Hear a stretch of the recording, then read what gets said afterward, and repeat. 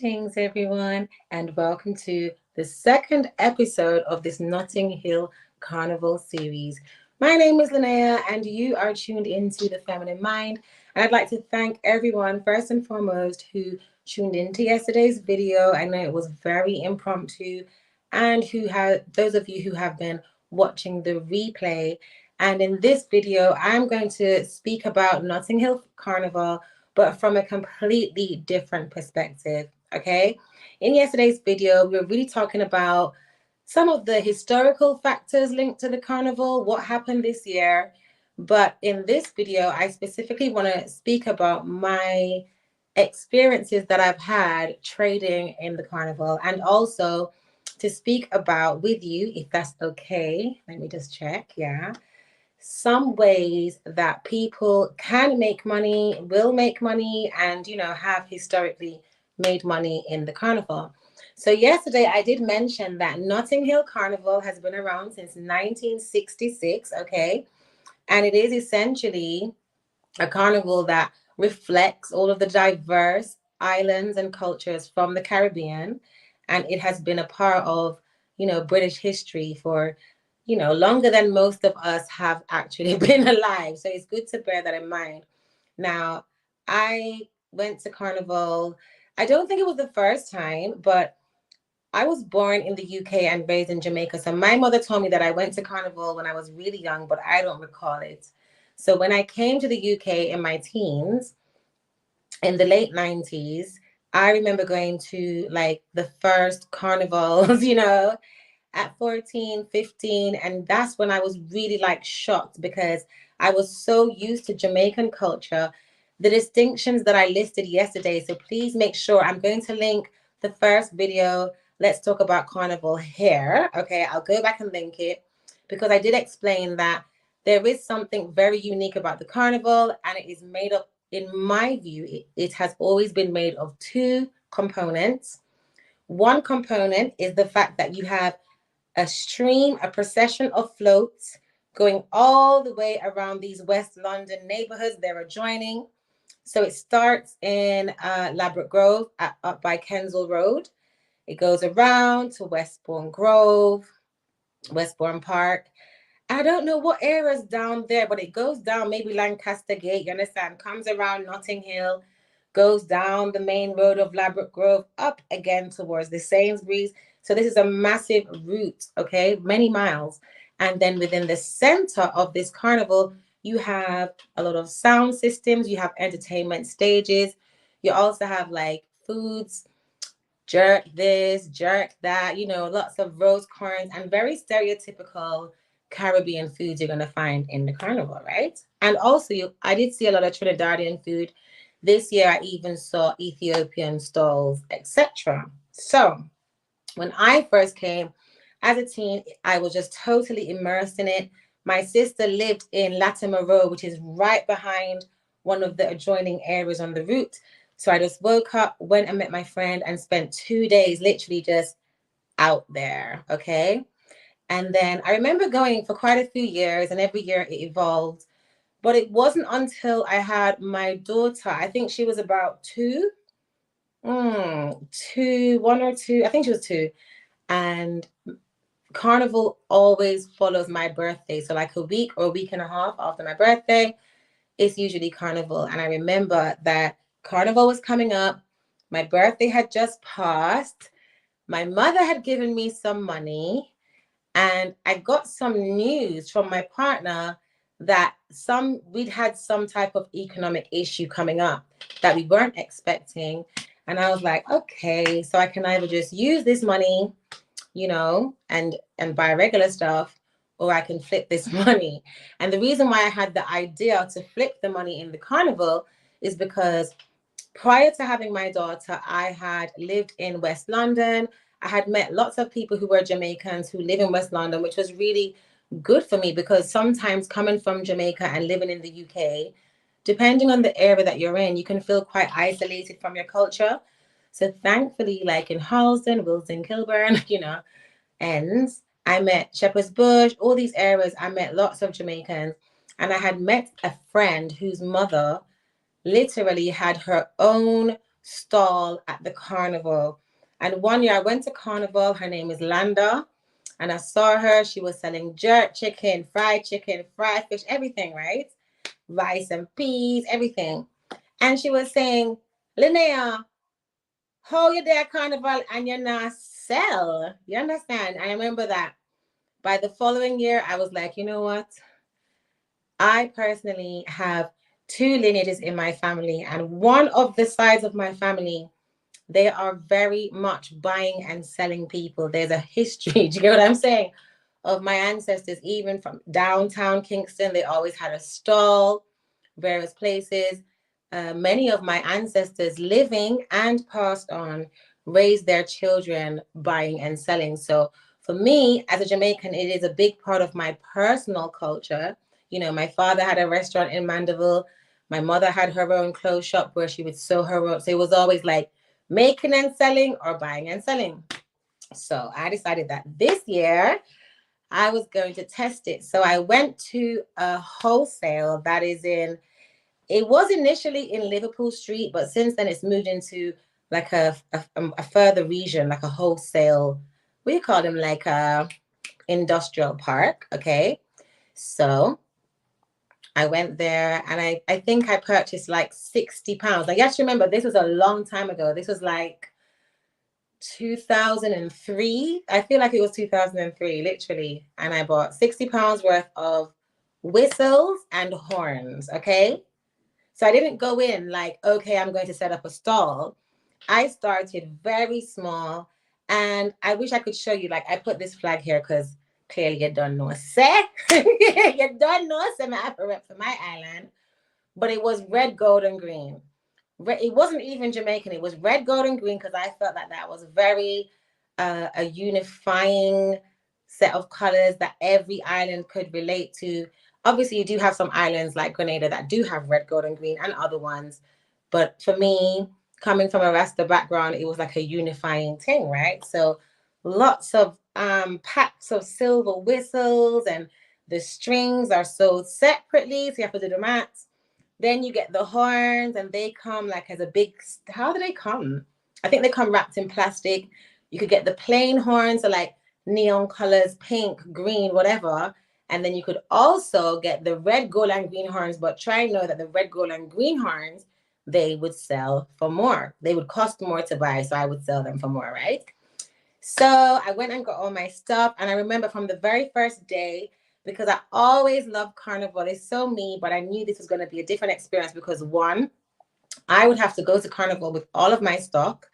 And I knew that my friend's mother, right, I knew she would be there. And now I look back, I was very blessed. So what I would do is that I would go head into the carnival, go to her stall, put down the bulk of my stuff, you know. But the first time in, I basically dressed to match the string. So like the first day I was wearing like red jeans, a yellow top, and a red, gold, and green hat. And the second day it was like a red skirt, a green top. Do you get what I'm saying? And a yellow hat. And let me tell you how amazing carnival selling is. On both days, I remember the first time I sold in carnival, I had no intention to sell these hats. They were literally part of my outfit. But as I sold throughout the day, people were just trying to buy everything basically. Are you selling that? Are you know, and I realized I could have come out with my whole outfit and sold it back. So on both days, someone at the end of the carnival would buy the hat for like an outrageous price because they just had to have it, right? And it was just festive like that. So on the way, because I took the train, I started to open. It was like 12 squirrels, whistles in a box, and I started to string these whistles and tie it. And then it was like, oh my God, where am I going to put them? So I put the whistles around my neck, and I remember stringing out like it was hundreds of whistles, right? It was hundreds of whistles, and I was happy, but I was aware. Now I'm trying to pull one whistle away. The strings were tangled, and it was like, oh no, I didn't even think about that. So I went into the carnival, trying to find my friend's mother's stall, Landa's stall. So I walked to the carnival, the music licked me, and I realized that, oh, I don't have to rush because even though I'm trading, I am very much still here to enjoy myself. And then I slowed down. And, because there's so many, silver whistles, as you're moving, the whistles are just, you know, making this big, like, shaky, shaky sound. And so as the music started to hit me and I started to just take my time and I was dancing and walking towards this stall. And because I was just enjoying myself, other people were like, look at that lady. She's enjoying herself. And my first set of sales was just people running to me saying, oh my God, can I have one? And it was this big thing. How do I detangle? Because whatever method I had initially started with, I would refine it over the years, which is like, you don't sit down and string out all the whistles because it's going to get tangled. So I started to sell, I dropped the bulk of stuff at the Lando's stall, and she was so like, yeah, man, Nene, I'm gonna tell you, you have to sell in a carnival. You get what I'm saying? So it was good because they were comradeship. There were other people there selling whistles, selling horns. Some were selling the same thing. Some were selling like neon colors and all these different light up thing. There was a lot of comradeship, people saying hi, and there wasn't any kind of animosity or this is my turf. And I basically spent the 2 days walking around the carnival. I devised a new system, like only string 50 at a time and hold them here, and then you have these and then you detangle it because the children, I also realized you could sell for different prices, right? So some people were getting the whistles for £1, some people £2, some people £3. Literally, there was no set price. Someone would just come and just give you a tenner and say, like, can I have 3 whistles and walk off? And initially, I had assumed you have to sell the whistles for £1, but I became very confident in just asking for whatever because it's literally a hustling. It's not like this is an adventure park and I'm here every day. This is carnival. I used to do like 2 for £1 for like children, different types of mates, rates and stuff. And then the horns, they were selling for like £5 each because the regular plain colored horns were like £3. Yeah, listen, I sold every last thing. I kept one horn, and I remember I had sold off like halfway through the Sunday, and I kept this one horn. And even as I was leaving the carnival, someone asked me if they could buy that horn and my hat, And after that, every year I was like, okay, I am not letting carnival pass me. And it felt very much like, you know what, as an island person, right? It's cool to go to carnival, right? And have a good time. But I actually seem to have a better time when I go in and only spend out of the money that I'm making in the carnival. You understand? Little things like that. It was just, and also I realized if you're going as a patron, like just to enjoy it, it's very different to being a vendor, someone who's selling. But both people are very much a part of the carnival. So I found that trading, and I didn't just end up selling whistles. Like over the years, I've done stalls with people. You know what I mean? I'm going to talk about what things we had to stop doing because of the law, right? And that's what's coming up. Because when I first started, it was like a free for all, and there was no thought to, are we allowed to do this? Because we're all coming from islands where essentially that's what happens when something like this happens. People come with their peanuts, their drinks, they walk around and sell. So over the years, there were different shapes to what you could offer or what we decided to do. And I even brought other people in. I even paid people like, go and sell for me in carnival and I'll pay you this much a day. And that much a day would be cut out of whatever they were selling. Do you understand? Okay, cool.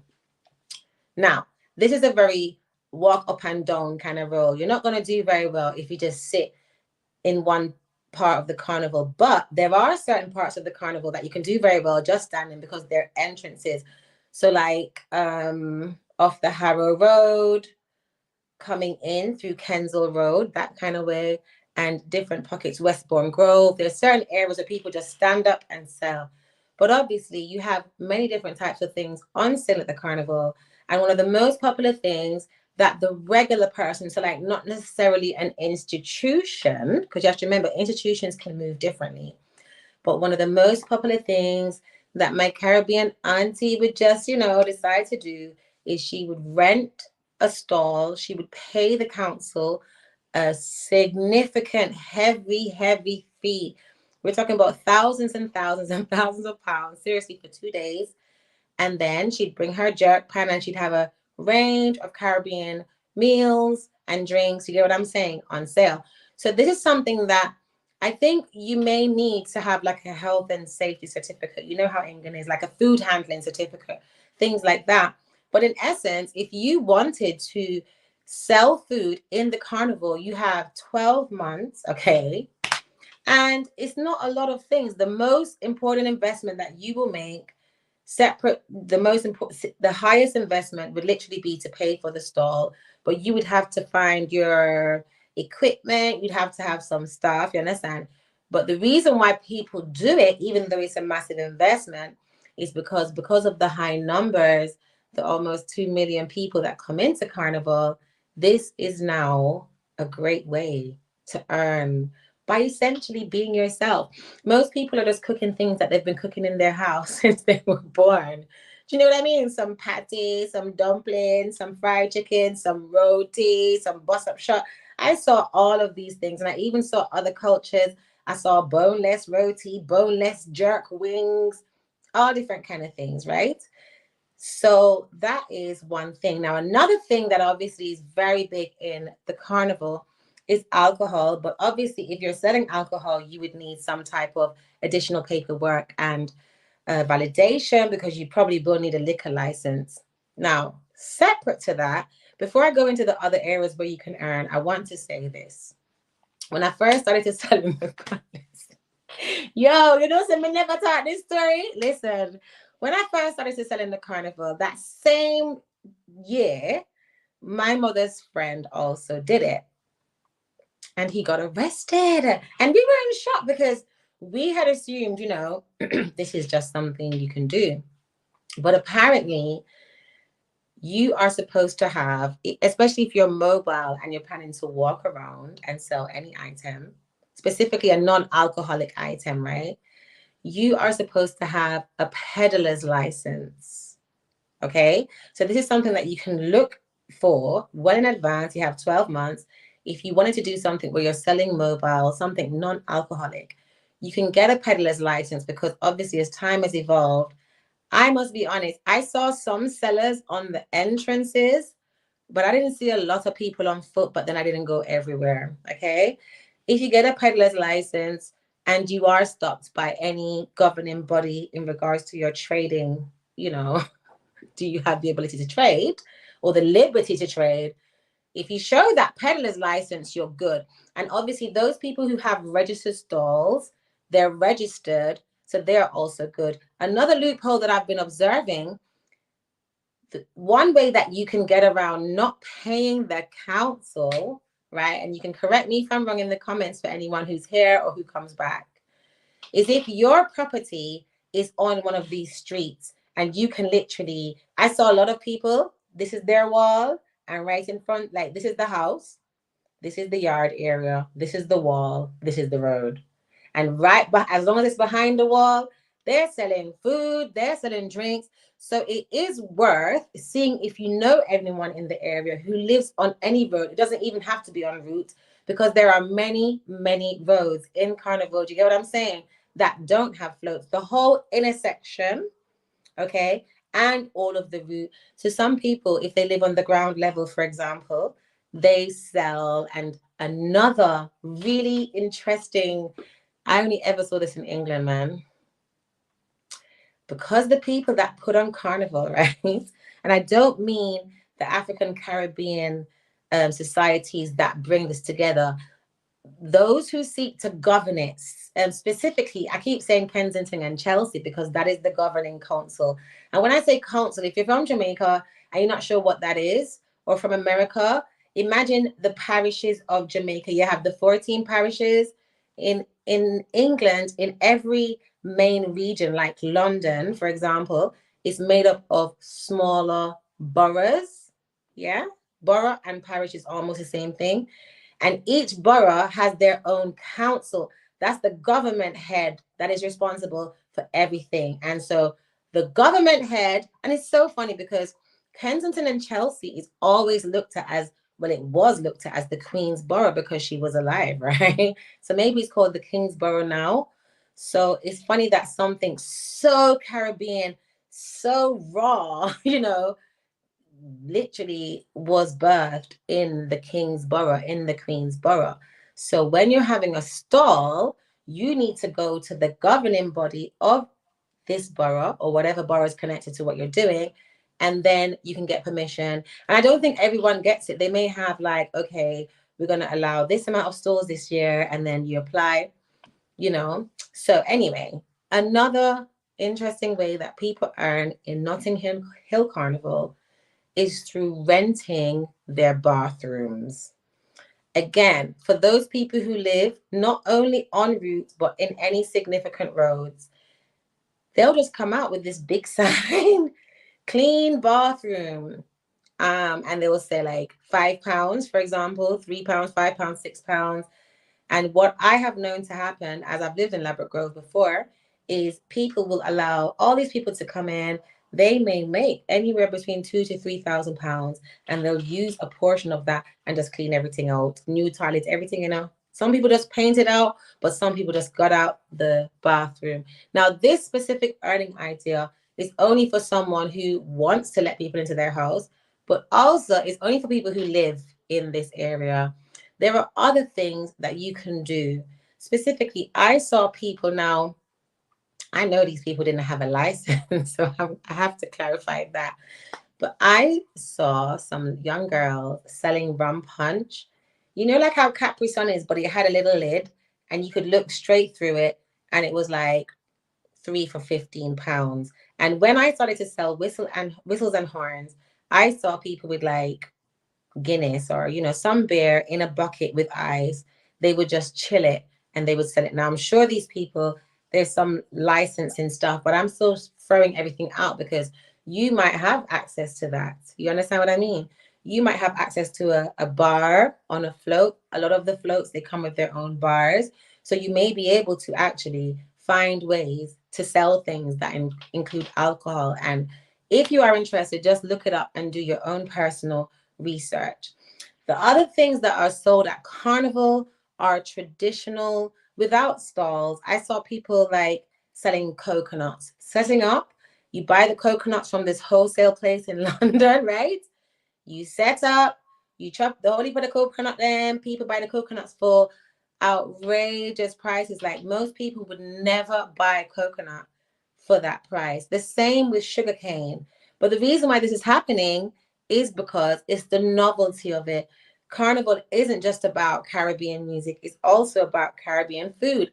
And so people will pay for pina coladas that are in a real pineapple. You get what I'm saying? Or rum punch in a real pineapple. Just having a husked out pineapple could really improve what you could earn. People will pay for tropical fruits that are easy to consume. So not like mangoes, but sugar canes, coconut water. These are the kind of things that people pay for. And people will also pay for merch. So in addition to like whistles and horns, some people sell t-shirts, flags. I saw a lot of people with tables just selling flags. And you would think, well, why would you sell them there? But I actually went to the carnival with someone who was really intent. I need to get this flag. I need to get this flag. So not everyone goes, online and buys their flag in advance. So you could have like the top 5 most popular flags. And if you find a prime location, you would be shocked. I think the small flags was like £7, and that was like very like a rectangle, very small, £7 upwards, all type of accessories with the island colors. Do you get what I'm saying? So as you can see, there are many different things from food to merch, access to features like bathrooms. Let me give you one next idea. I made some money in Carnival with prior, not this time, portable chargers. People's phone die. And basically the people, their phones die. My grandma was funny there. And you're not just going to see a shop like that. So what do you do? If you have the ability to have great portable chargers, you can essentially just charge someone to to charge their phone. And I know people who would definitely pay a fiver and I can get a quick charge and I can tap and I can go home on the train. That's major for a lot of people. And the thing is, you don't have to exploit it. It could be £3, but I know that most people will pay £5 for a quick charge in the carnival. So there are the ideas. These have been tried and tested. These are the foods, but there are also other ideas with how people earn. Some things haven't been tried yet, and some people don't realize. Let's talk about the costumes. All of the costumes from these floats, right? They come with a price, unless sometimes they don't come with a big price if it's like a community effort. But some of the more extravagant, beaded, feathered, all of these fancy costumes, they don't come from charity. So the people who are wearing the costumes, they have to invest in those costumes way in advance of the carnival. And that is how some people start to make money before carnival. Do you get what I'm saying? Which is, I think that's great. Like, let's not wait for the day. So if you're a creative person, you might not want to do costume making, because I'm sure that's a skill you have to develop. But you might be able to develop some specific pieces like masquerade, the mask from like masquerade balls. I did see some beautiful masquerade type things with the string at the side, the back. But you might come out with your own. It could be a limited range. And so think about the people who aren't paying as much for these big costumes. They might be happy to split with 30, 40 pounds. You get what I'm saying? For a beautiful piece, a beautiful t-shirt. You could put t-shirts out that are really focused on all these different islands so people can get the t-shirt that reflects their culture. So these are ways to definitely cash in on the earnings before the fact. And the main person who is essentially earning before the fact is the council, right? Because all of these applications have to go through the council. And we have to say that a big percentage of that has to go back towards the police, because they have to monitor and screen the event. I even saw people selling illicit substances. Literally, I'm not recommending that, but I'm just showing you, like, everyone's out there selling, like in drawers, just walking around saying, "Do you want to try this? Do you want to try that?" I'm like, okay.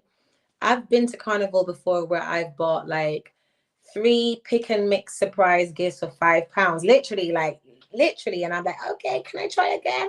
And then you open it and you see what you get. So if you're working with young people who want to develop some young, youth businesses, there are many opportunities for you and your young child, young adult to sit down and to work out, how can we bring some fun, because you have to enjoy yourself, but expand your experience. And also, how can we continue this tradition of having your own self, your own culture, your own family, your own community, providing the carnival experience to those who are attending? Do you understand what I mean? As long as you're selling or you're providing a service, you are now helping those people who are attending the carnival to have a better time.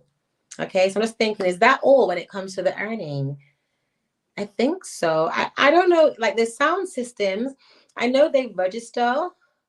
Okay, so the sound system that register would have to pay to register, but I don't know if they make money on the day. Oh, here's another pre-carnival idea. As you know, there are many pre-carnival parties, stage shows. I even saw Leela Ike, who is I would say she's the biggest modern reggae singer from Jamaica.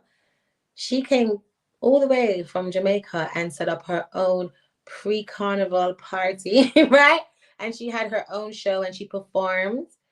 And what you'll find is that people might think, oh my gosh, she's cutting in. But the truth is, a lot of people that will go to her event, they're not even going to go to Carnival. They appreciate the fact that within this period, they may not want to go and have that experience, but they can still go and do some pre-Carnival stuff. So next year, when you're getting ready to hit the road, for those of you who are ambitious or entrepreneurial, which you can tell I am, definitely don't count Carnival out. Let me tell you how serious it is. I used to pay for my daughter's private school fees in September, the week after I finished selling at Carnival. So as she got older, she went to private school, and I used to pay the private school. I used to go like, listen, let me go Carnival. I'm gonna just walk up the money and use that money and pay school fees and all things are all left on top, everything. So it might be something you want to do. If you're interested, if you need some support, reach out to me, DM me, call me Linnea, soon to be changed on Instagram and The Feminine Mind. And I just want to say also, today I received news that a friend of mine is connected to a lady who had sustained a very serious injury at the carnival. Her name is Cher, and she was yesterday. I literally read that she was in a coma. And then today I've discovered that this lady was at the carnival. She saw a fight and she jumped in to stop the fight. She had her own child with her.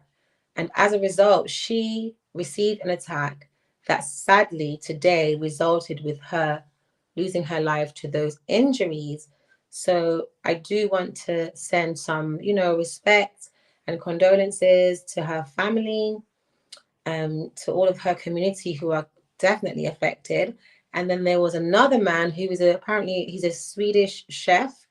He also was unalived in the carnival, in this same carnival that just passed. And this happened apparently in front of his very young child.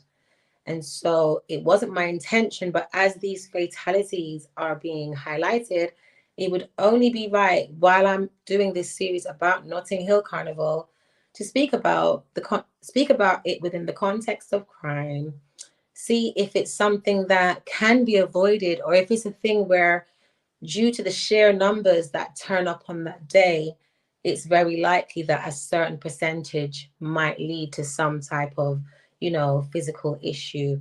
But I definitely don't want to make light of it. So for all those people who experience any kind of injuries, even as minor or major as fatalities, losing their lives, I do want to send love and respect to the families and friends, but also to have that solemn awareness that this is also part of the culture of carnival. And thankfully, because I did do some research today and I realized that based on the numbers that come, it's nowhere as bad as it could be. A lot of music festivals that are contained have worse stats. Do you get what I'm saying? But a life is still a life and it can't be made light of. So please remember those who didn't make it out of the carnival. And I will see you. So I'm planning another video. I am doing two more. So one will be linked to the crime, and also I need to show you guys this interview. I checked to see if I can share it. And the way how after carnival, these two commentators come out and they speak about carnival, and it's just so highly racist. And I even today I watched a video and the guy was saying like he lives in the carnival and it's just these blacks, this dirty degenerate humping, like it was just so shockingly racist. But I like to have a balanced perspective on things. And these are some of the things that we have to address. So if we want Carnival to be better, if we, it was good, but if we want the improvements, we are responsible for implementing the changes that we want to see, like really. And so we're not to be powerless and think that Carnival is run by some external entity that, doesn't have, you can't influence. There are many different ways that you can get involved and be an ambassador for your culture and actually improve the journey that many people may have. So if you have any ideas about earning, if you think you're going to start hustling for carnival, please comment below. Let me know what you think about this video, and I will be announcing when I'm going live. I'm planning to come live again tomorrow because it's a weekend series. So it's a boom bam. Friday is Let's Talk About Carnival. Today, Saturday, it is how can you make money at Carnival? You can even make money at Carnival selling flip-flops. It just came to me like sell some flip-flops because a lot of people, like after a while, even though they're wearing trainers or sneakers, their feet are just like, I would have bought some flip-flops on this Sunday, right? So think, and also it just came to me another idea. those mini fans. There are different things that people will invest in when they see them. So trust your entrepreneurial spirit. And thank you so much for joining me. I look forward to seeing you again.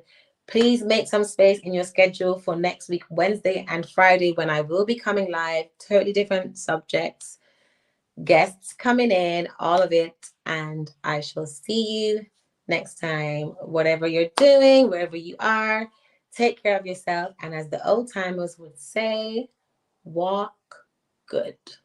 See ya.